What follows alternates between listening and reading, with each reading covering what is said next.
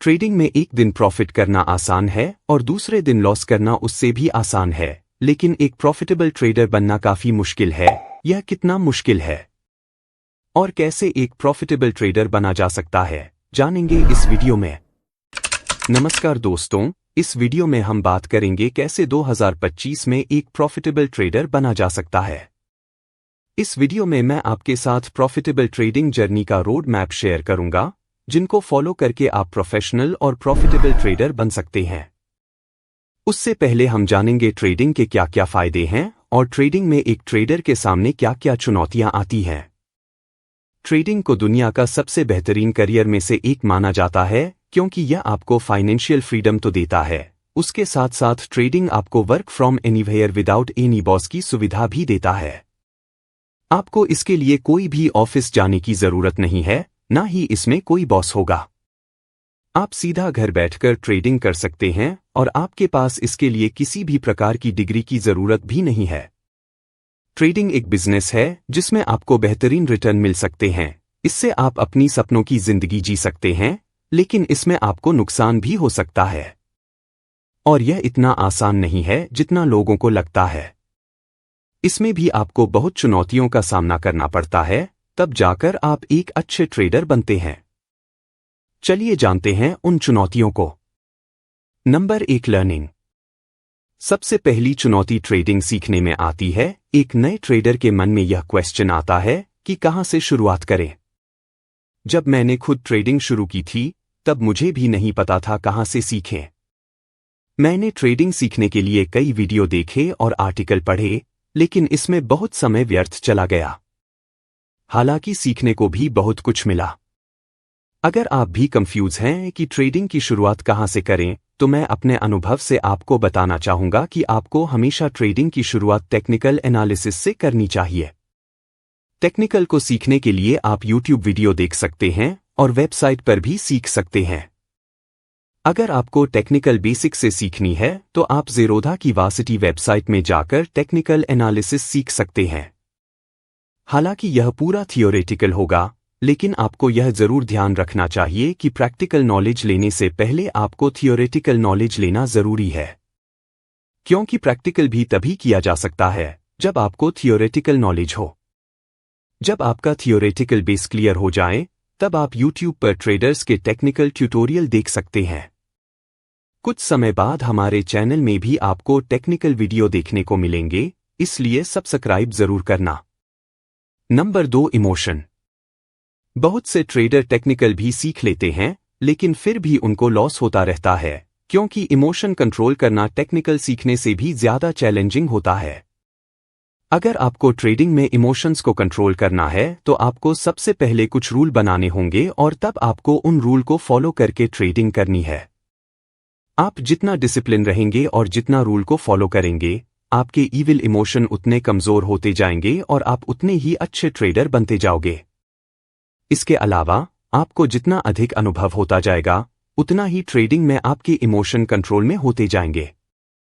आपकी real life के experience और इमोशनल इंटेलिजेंस आपके ट्रेडिंग लाइफ को इफेक्ट करती है।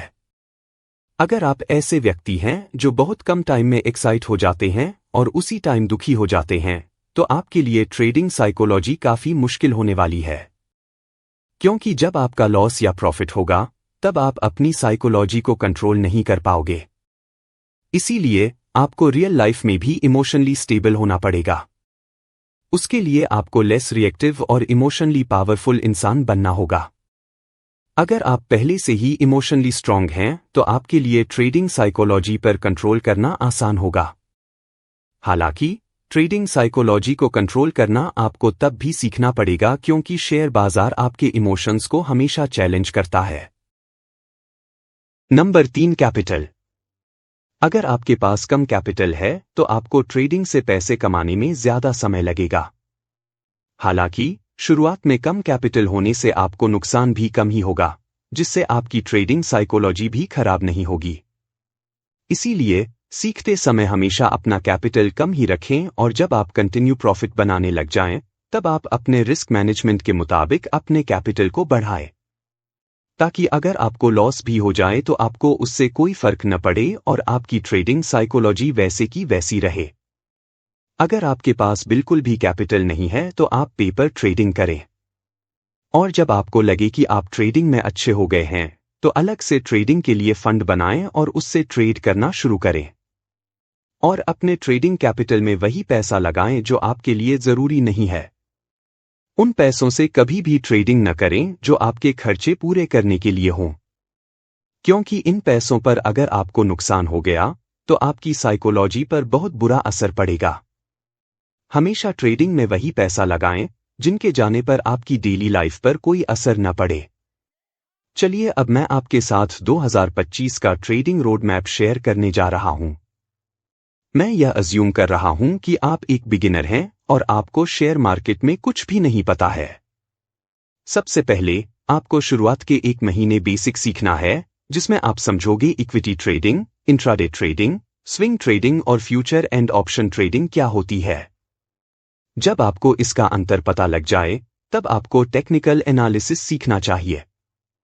टेक्निकल एनालिसिस के अंदर इंडिकेटर और चार्ट पैटर्न आता है जिसे आप ज़ेरोधा से सीख सकते हैं।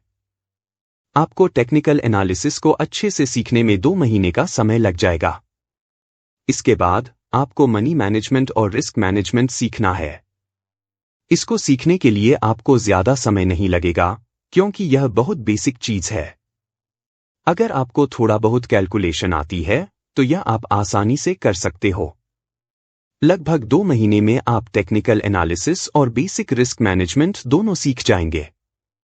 इसके बाद आपको अगले 3 महीने तक स्विंग ट्रेडिंग करनी है। स्विंग ट्रेडिंग में रिस्क कम होता है, इसलिए मैं आपको यह रिकमेंड कर रहा हूं। स्विंग ट्रेडिंग के साथ साथ आपको प्राइस एक्शन भी सीखना है। यहां जानना है कि प्राइस कैसे काम करता है। और इसी के साथ आपको अपनी साइकोलॉजी पर भी काम करना है। आपको कुछ रूल बनाने हैं और उन रूल को फॉलो करके ही आपको ट्रेडिंग करनी है। ट्रेडिंग के क्या रूल होने चाहिए इस पर मैंने वीडियो बनाई है, आप चेक कर सकते हैं। शुरुआत के 1 से 2 महीने आपको बहुत दिक्कत हो सकती है, लेकिन आपको अपने रूल को फॉलो करते रहना है। उसके बाद जब आपके लगभग 3 महीने स्विंग ट्रेडिंग में लग जाएंगे तब आप इतने कैपेबल हो जाओगे कि आप अपने लिए खुद से कोई स्ट्रेटजी बना सकते हैं।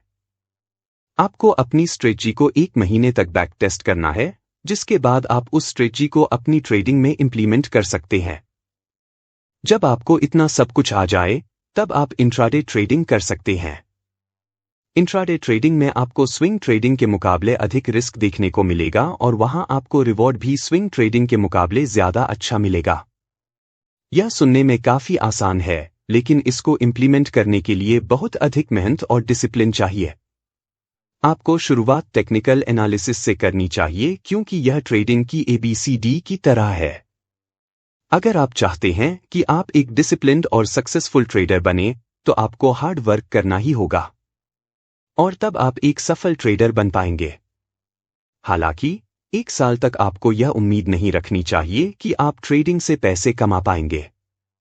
आपको 1 साल में सिर्फ अपने पैसे को बचाना आना चाहिए कि किस प्रकार आप ट्रेडिंग में बड़े लॉस होने से खुद को बचा सकते हैं। क्योंकि अगर आप ट्रेडिंग में पैसा बचाना सीख गए तो आप खुद ही पैसा कमाना सीख जाएंगे। इसके साथ आपको हमेशा ट्रेडिंग की रिसर्च करते रहनी है और सीखते रहना है। इस प्रकार आप प्रॉफिटेबल ट्रेडर बन सकते हैं। बस आपको यह ध्यान रखना होगा कि अन्य प्रोफेशन की तरह इस प्रोफेशन में भी आपको समय और मेहनत लगानी होगी। अगर आप इसमें अपना समय और मेहनत देते हैं तो आप 1 साल में अभी के मुकाबले बहुत अच्छे ट्रेडर बन जाएंगे। और अगर आप अभी से डिसिप्लिन के साथ ट्रेडिंग करेंगे तो 1 साल में आप प्रॉफिटेबल ट्रेडर भी बन सकते हैं। यह पूरी तरह से आप पर निर्भर करता है। इस वीडियो में इतना ही। उम्मीद करता हूं कि वीडियो आपको पसंद आई होगी और आपको कुछ नया जरूर सीखने को मिला होगा। ऐसी और वीडियो के लिए चैनल को सब्सक्राइब करें और वीडियो को अपने दोस्तों के साथ जरूर शेयर करें। और जिन लोगों को मुझसे ट्रेडिंग सीखनी है वे लोग मेरा व्हाट्सएप ग्रुप जरूर ज्वाइन करें, लिंक डिस्क्रिप्शन में है।